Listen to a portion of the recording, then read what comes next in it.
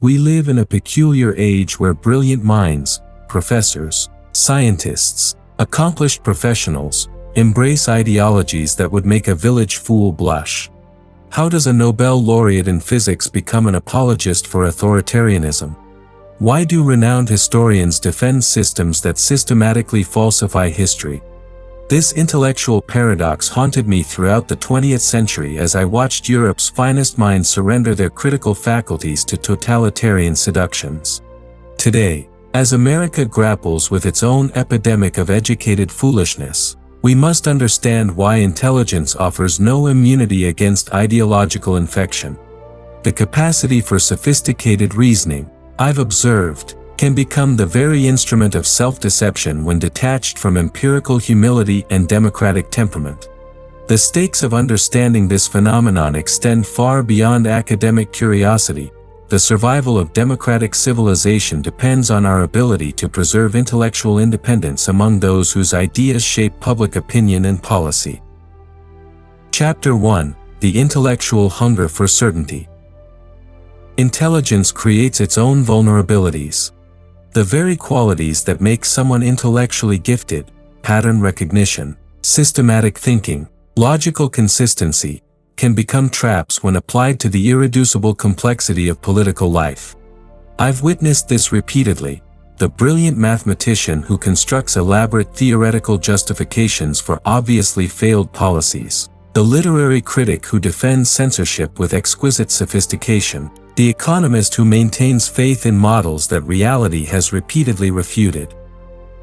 The problem begins with what I call intellectual hubris, the assumption that because one excels in a particular domain of knowledge, one possesses special insight into all domains.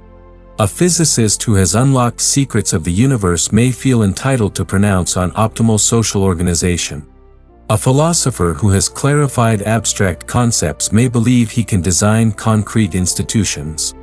This category error, confusing technical expertise with political wisdom, creates the first opening for ideological capture. More fundamentally, intelligent people often crave systematic explanations that match their intellectual capacity. Simple, partial truths feel inadequate to minds accustomed to elegant theoretical frameworks. They hunger for comprehensive worldviews that explain everything: why societies fail, how history unfolds, what human nature truly demands. Ideologies satisfy this hunger by offering total systems of interpretation that appear intellectually satisfying while remaining empirically unverifiable. The appeal is psychological as much as intellectual. Ideology promises what empirical analysis cannot: certainty about ultimate questions, moral clarity about complex situations, and the comforting sense that one possesses special knowledge unavailable to ordinary minds. For the intellectual, embracing ideology feels like joining an enlightened elite rather than abandoning critical thinking. This psychological dimension explains why brilliant people can simultaneously maintain rigorous standards in their professional work while accepting crude oversimplifications in political analysis. The same scholar who demands multiple sources and careful methodology in historical research may accept sweeping claims about social causation based on theoretical elegance alone. The compartmentalization of intellectual rigor reflects deeper psychological needs that ideology satisfies more completely than careful empirical analysis. Consider how mathematical minds are particularly susceptible to political theories that promise elegant formal solutions to messy human problems. The appeal of Marxist economic theory to quantitatively trained intellectuals often lies not in its empirical accuracy, which is demonstrably poor, but in its mathematical sophistication and systematic completeness.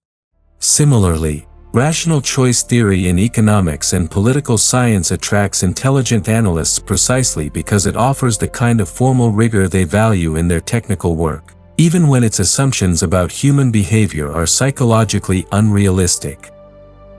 The tragedy is that this hunger for comprehensive explanation leads intelligent people to prefer sophisticated error over partial truth. They would rather embrace a complete but false system than acknowledge the limits of human knowledge about complex social phenomena.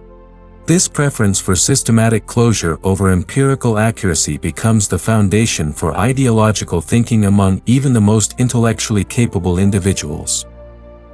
Chapter 2: The Seduction of Revolutionary Romance. Intelligent people are particularly susceptible to what I term revolutionary romanticism, the allure of grand historical narratives that cast the believer as protagonist in humanity's climactic struggle. This seduction operates on multiple levels, each more sophisticated than crude appeals to power or material interest. First comes aesthetic appeal. Ideologies often possess an intellectual beauty that empirical reality lacks. Marxism, for instance, offers a sweeping historical drama with clear protagonists, inevitable progression, and ultimate resolution. The dialectical movement from primitive communism through class struggle to final synthesis provides the kind of narrative satisfaction that intelligent minds find deeply compelling. Fascism provides mythic narratives of national destiny and heroic struggle that appeal to those who find democratic politics prosaic and uninspiring. Even contemporary ideologies wrap themselves in appealing visions of justice, authenticity, or progress that seem more compelling than the messy compromises of actual democratic governance. Second is the appeal to moral superiority. Ideology allows intelligent people to feel they have transcended the petty concerns and limited perspectives of ordinary citizens. The Marxist intellectual believes he understands the hidden mechanisms of exploitation invisible to the bourgeois-minded. The nationalist intellectual claims special insight into the soul of his people unavailable to cosmopolitan elites. Contemporary ideologues often position themselves as uniquely conscious of systemic injustices or existential threats that others ignore through ignorance or complicity. This sense of moral elevation becomes particularly intoxicating for intellectuals who may feel marginalized in societies that value practical success over theoretical sophistication. Ideology offers them a role as prophets of historical truth rather than mere commentators on current events. The appeal of being a revolutionary intellectual or resistance fighter against dominant paradigms can overwhelm sober assessment of actual conditions and practical alternatives. Third comes the promise of historical significance.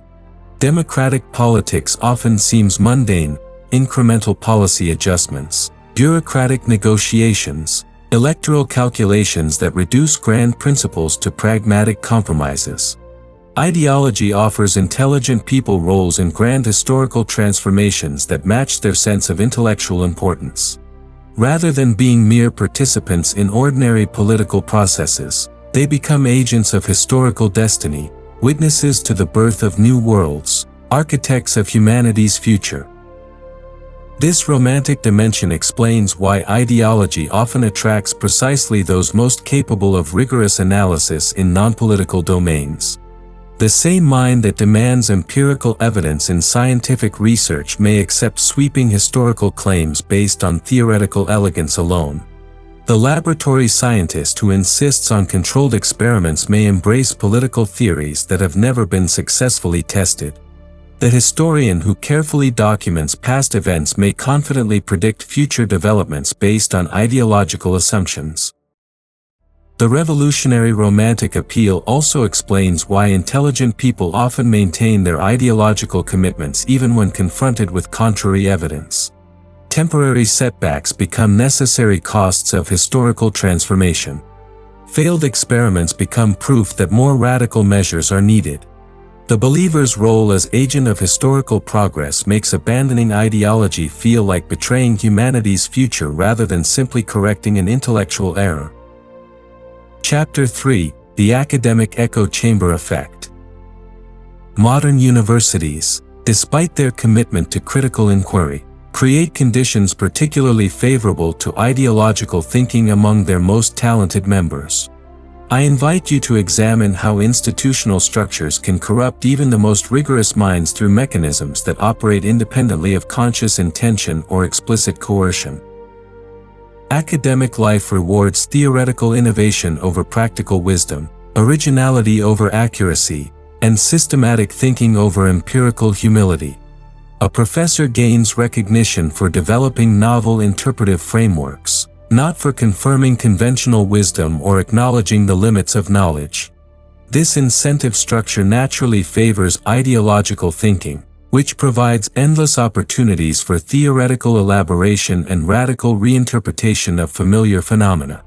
The academic who discovers new forms of oppression, hidden power structures, or revolutionary possibilities in mundane social arrangements achieves professional distinction unavailable to colleagues who simply describe reality accurately.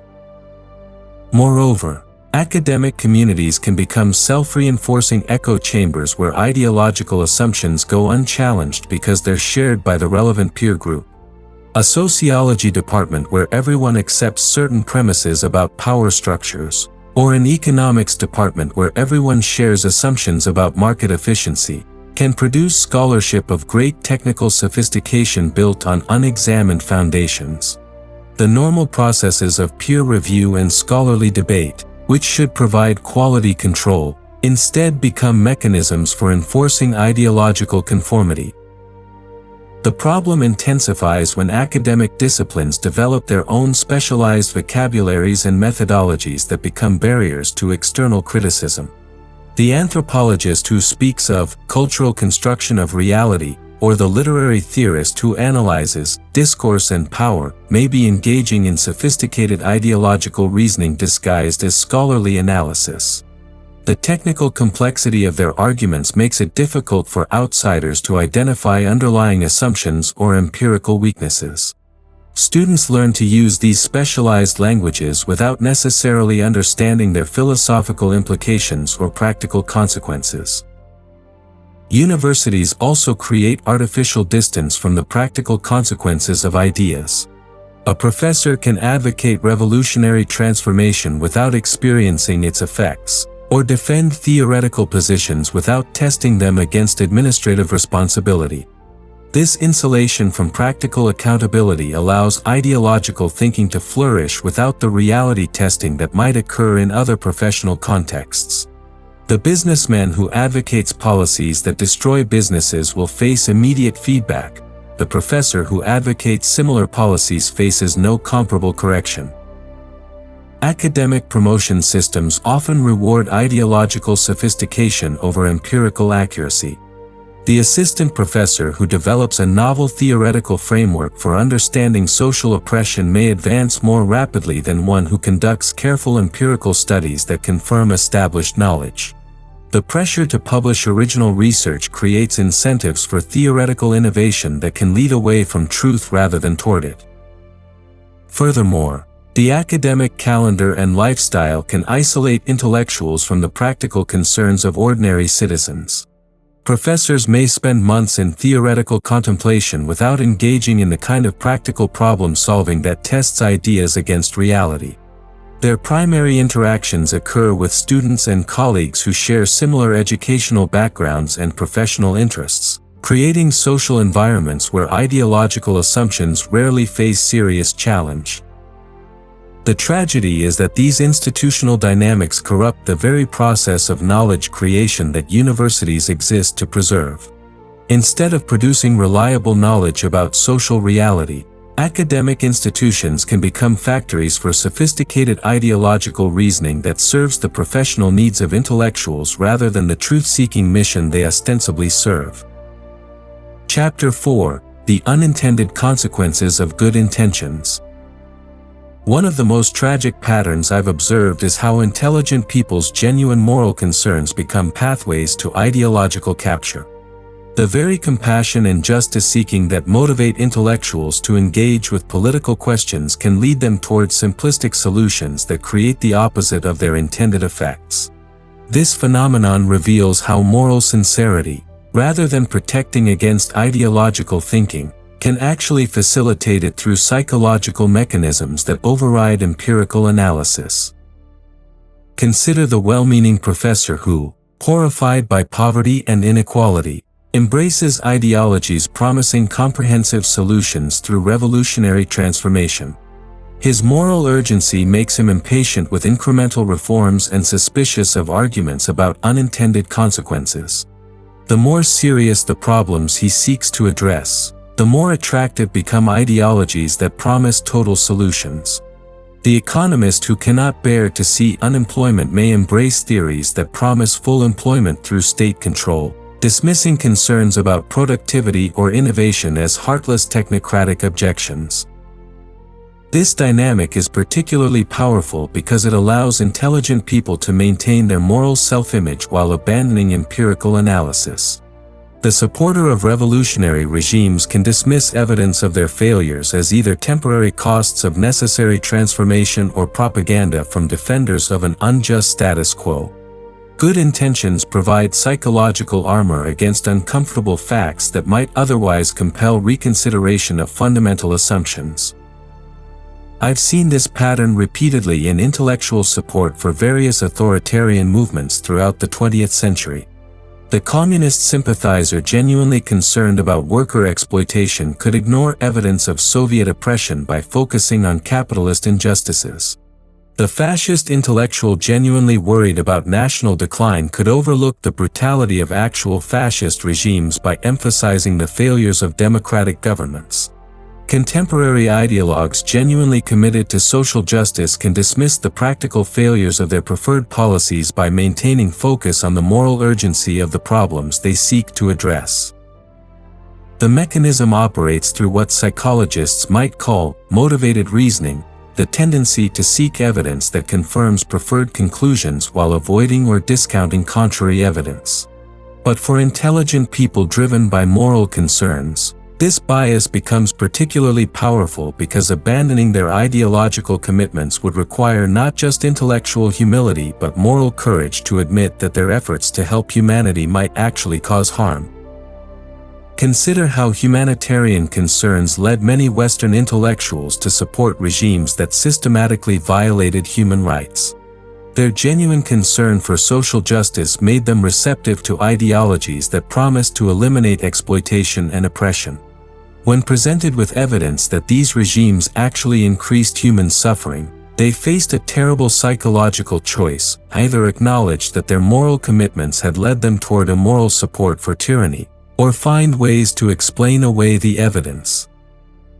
The tragedy lies not in their moral concerns, which are often legitimate and admirable, but in their rejection of the patient, empirical analysis required to address complex social problems effectively.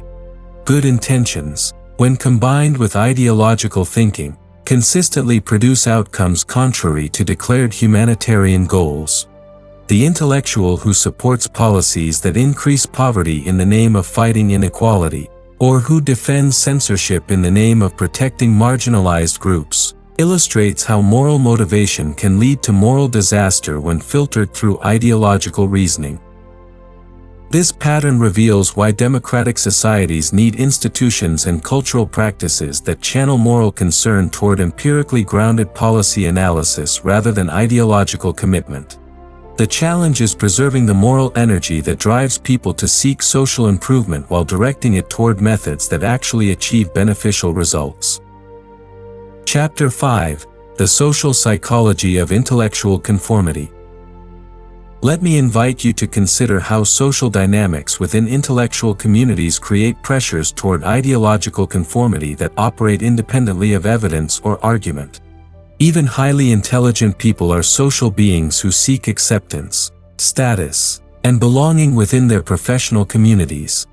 These psychological needs, which are perfectly normal and often beneficial, can become pathways to ideological thinking when intellectual communities develop informal orthodoxies that determine membership and status.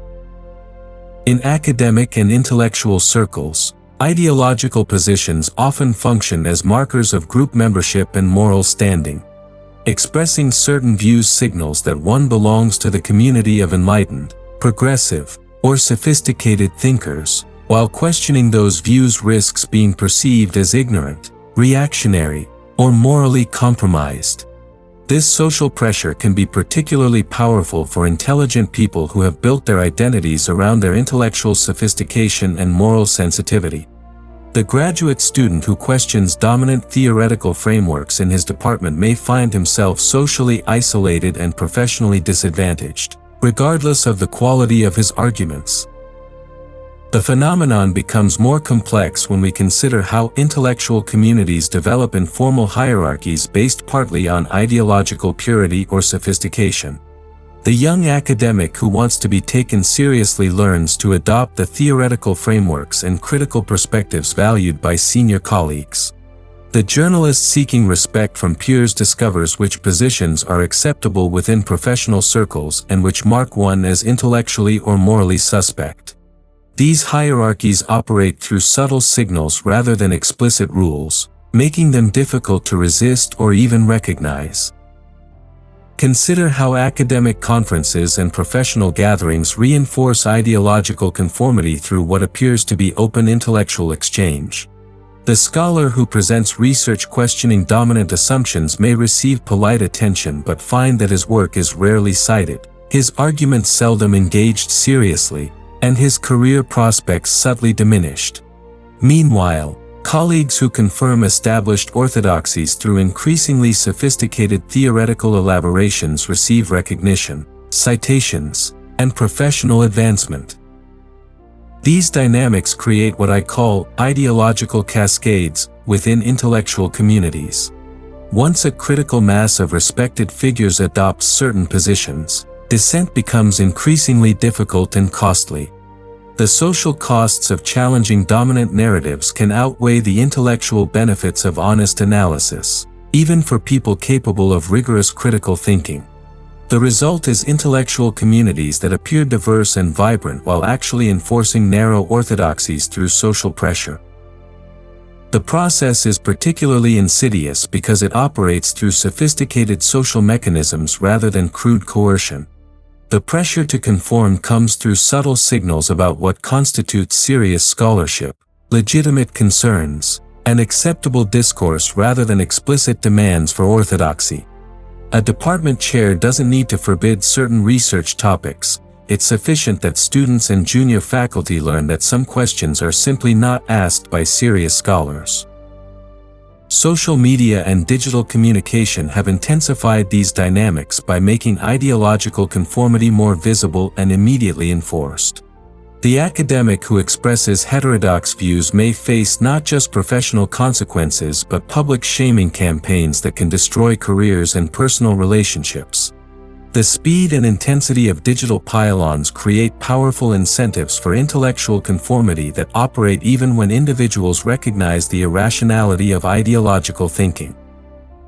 This social psychology of conformity explains why ideological movements often capture intellectual communities rapidly and completely, despite the presence of many individuals capable of independent critical thinking. The combination of professional incentives, social pressures, and psychological needs for belonging can override intellectual integrity even among those who value truth and independent analysis. Chapter 6: International Patterns of Intellectual Seduction. Examining how intelligent people in different societies fall prey to ideological thinking reveals common patterns that transcend particular cultural contexts. My observations of intellectual life across Europe and America, spanning decades of political upheaval and transformation, suggest that certain structural conditions make even sophisticated minds vulnerable to ideological capture regardless of their national background or cultural formation. In societies undergoing rapid change or facing serious challenges, intellectuals often experience what I call explanatory anxiety, an urgent need to understand and respond to complex developments that seem to threaten established ways of life. This anxiety makes comprehensive ideological explanations particularly attractive, especially when they promise both understanding and agency in the face of overwhelming complexity. The German intellectuals who embraced various forms of nationalism and later fascism in the early 20th century were responding to genuine disruptions caused by industrialization, urbanization, and military defeat that democratic politics seemed unable to address effectively. Similarly, French intellectuals who supported various forms of Marxism after World War II were grappling with real questions about capitalism, colonialism, and social justice that required serious moral and political responses. The attraction of communist ideology lay not simply in its theoretical sophistication, but in its promise to provide comprehensive solutions to genuine problems that liberal democracy appeared to handle inadequately. American intellectuals today who embrace various ideological movements, whether on the left or right, are often responding to legitimate concerns about inequality, cultural change, technological disruption, and political dysfunction that creates similar explanatory anxiety. The pattern reveals how ideological thinking spreads through international networks of intellectual exchange that can amplify local grievances into universal theories. A theoretical framework developed to address specific historical circumstances in one society gets adopted by intellectuals in different contexts who face analogous but distinct challenges. Marxist theory, originally developed to understand 19th-century European capitalism, became a universal explanation for social problems in societies with completely different economic and political structures. Contemporary ideological movements show similar patterns of international transmission through academic conferences, publishing networks, and digital communication that allow ideas to spread rapidly across cultural and linguistic boundaries. Theoretical frameworks developed in American universities to address specific aspects of American social problems get adopted by intellectuals in other societies who may lack the contextual knowledge to evaluate their appropriateness or accuracy. This international dimension of ideological transmission reveals how intellectual sophistication can actually facilitate the spread of inappropriate ideas.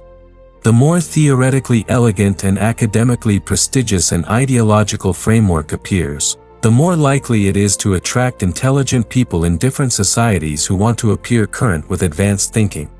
The sociologist in Brazil who adopts theoretical frameworks developed in Parisian universities, or the political scientist in Japan who applies American critical theory to analyze Japanese institutions, may be engaging in a form of intellectual colonialism that substitutes foreign sophistication for local knowledge. The tragedy in each case is not that intellectuals care about serious problems, but that they abandon empirical analysis and democratic patience in favor of ideological solutions that typically worsen the problems they seek to address. The pattern suggests that intellectual sophistication, while valuable, requires supplementation by democratic temperament, empirical humility, and deep knowledge of local conditions to avoid political disasters.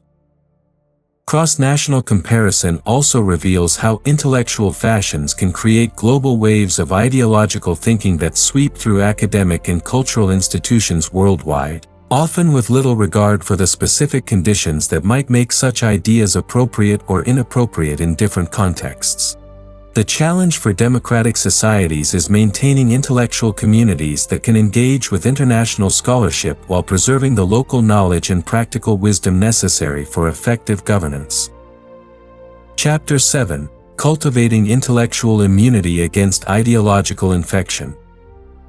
Democratic societies require intellectuals capable of rigorous analysis without ideological blindness. Based on decades of observing both intellectual failures and successes, I can suggest several practices that help maintain what we might call ideological immunity among even the most sophisticated minds. These practices must be cultivated deliberately, since the natural dynamics of intellectual life tend toward the kind of systematic thinking that can become ideological when detached from empirical feedback and democratic responsibility. First, cultivate what I call methodological skepticism, the habit of questioning one's own assumptions with the same rigor applied to opposing views. This requires intellectual humility about the limits of one's knowledge and the complexity of social phenomena. The immunized intellectual routinely asks, what evidence might disconfirm my current beliefs? What do critics understand that I might be missing? How might I be wrong? This practice must extend beyond token acknowledgement of uncertainty to genuine engagement with the strongest versions of opposing arguments. Such skepticism requires specific intellectual practices, actively seeking out intelligent critics of one's views, subjecting one's own arguments to the same standards of evidence demanded of opponents, and maintaining awareness of how psychological and social pressures might influence one's judgment. The intellectual who never changes his mind on important questions, or who can easily dismiss all criticism of his position, should suspect that he has become ideologically rigid regardless of his technical sophistication. Second, maintain active engagement with practical political responsibility. Intellectuals who must implement policies, manage institutions, or answer to diverse constituencies develop appreciation for complexity and unintended consequences that pure theorists often lack. Even limited administrative experience, serving on university committees, participating in local government, or managing any organization with diverse stakeholders, can provide valuable reality testing for abstract political ideas. This engagement must be genuine rather than merely symbolic. The professor who serves on a university budget committee learns about trade-offs and constraints that the theorist of educational reform may never consider. The intellectual who has tried to implement even modest organizational changes develops appreciation for the gap between theoretical design and practical execution that can inoculate against revolutionary fantasies. Third, seek out sustained dialogue with intelligent people who hold different fundamental assumptions. This requires moving beyond academic echo chambers to engage seriously with business leaders, religious communities, working-class organizations, farmers, military officers, and others whose life experiences generate different insights about social reality. Such engagement must be respectful and genuinely curious rather than missionary or condescending. The goal is not to adopt others' views uncritically, but to understand how different experiences and responsibilities shape different perspectives on political questions. The academic who has never met an intelligent conservative, or the conservative who dismisses all progressive concerns, lacks the experiential knowledge necessary for sound political judgment. Intellectual immunity requires exposure to the full range of human experience and perspective that democratic societies contain. Fourth, study history with particular attention to how previous generations of intelligent people convinced themselves of ideas that now seem obviously false. Understanding how brilliant minds justified slavery, supported totalitarian movements, defended demonstrably harmful economic theories, or embraced now discredited scientific paradigms can inoculate against similar errors in contemporary contexts. This historical study must focus not just on the content of past errors, but on the psychological and social mechanisms that made them attractive to intelligent people. How did educated Germans convince themselves that fascism represented progress? Why did sophisticated French intellectuals defend Stalinist tyranny? What made eugenics appear scientifically respectable to leading biologists? Understanding these mechanisms helps recognize when similar dynamics might be operating in contemporary intellectual life. Finally, maintain appreciation for the achievements and wisdom embedded in existing democratic institutions, even while working to improve them. The immunized intellectual recognizes that destroying functional systems in pursuit of theoretical perfection typically produces practical disasters. This requires what Edmund Burke called prejudice, positive appreciation for inherited institutions and practices that embody the accumulated wisdom of previous generations, even when their theoretical justifications remain unclear. Such appreciation must be balanced with reformist energy that seeks to address genuine problems through careful empirical analysis and incremental improvement. The goal is not conservative complacency, but what I call liberal conservatism, the combination of democratic values with institutional respect that enables beneficial change without revolutionary destruction. Conclusion. The problem of intelligent people embracing foolish ideologies will persist as long as human beings combine rational capacities with psychological needs for meaning, certainty, and belonging. The solution lies not in abandoning intellectual ambition, but in cultivating the democratic virtues that help sophisticated minds serve human flourishing rather than abstract theories. Democracy depends on intellectuals who can think rigorously without thinking ideologically, minds that remain open to evidence, humble about uncertainty, and committed to the patient work of incremental improvement rather than revolutionary transformation. In our current moment of ideological ferment, developing such intellectual immunity becomes not merely an academic exercise, but an essential civic duty for anyone who hopes to preserve democratic civilization. The stakes could not be higher. The survival of free societies depends on our ability to maintain intellectual communities capable of honest analysis and democratic wisdom.